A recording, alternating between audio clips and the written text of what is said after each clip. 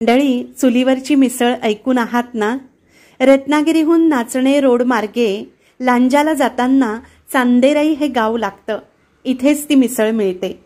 1932 पासून सूर्यकांत लिंगायत दादा हे हॉटेल चालवतात. इथे कोणताही थाट नाही, आहे तो अत्यंत साधेपणा. एका साध्या वास्तूमध्ये हे हॉटेल सुरू आहे. इथली कांदा भजी तर काही विचारूच नका. ती पाहता क्षणी तुमच्या तोंडाला पाणी येण्यावाचून तुम्ही रोखू शकत नाही. मोर मस्त नदी आहे आणि पाठीमागे शेत. अशा सुंदर वातावरणामध्ये ही मिसळ खाताना एकच शब्द येतो, नादखुळा. दादा अत्यंत साधे आणि कष्टाळू वाटले. आपलं हॉटेल इतकं प्रसिद्ध आहे याचा जराही कुठे लवलेश त्यांच्या चेहऱ्यावर नव्हता. दादा म्हणाले त्यांचा नातू त्यांना या कामामध्ये खूप मदत करतो.